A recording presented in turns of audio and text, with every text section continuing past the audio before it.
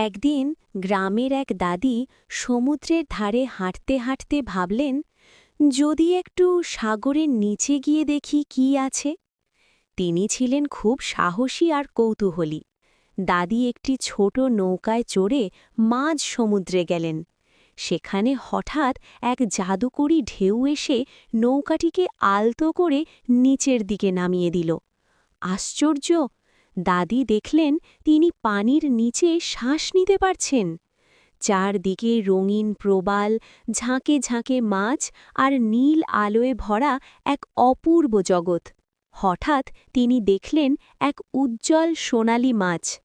মাছটি কথা বলল, দাদি, তুমি আমাকে ভয় পেও না, আমি সাগরের রক্ষক সোনার মাছ।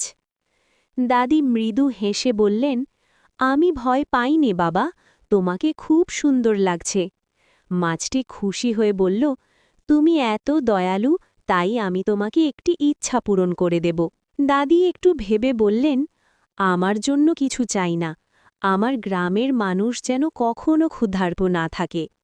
সোনার মাছটি আনন্দে ঝিলমিল করে উঠল।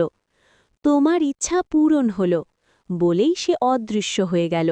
দাদি যখন গ্রামে ফিরে এলেন, দেখলেন মাঠে ফসল ভরা, পুকুরে মাছ ভরা আর সবার ঘরে খাবার। গ্রামের মানুষ দাদিকে জড়িয়ে ধরে বলল, তুমি আমাদের আশীর্বাদ হয়ে এসেছ। দাদি শুধু হেসে বললেন, ভালোবাসা আর দয়া, এই দুটোই সবচেয়ে বড় জাদু।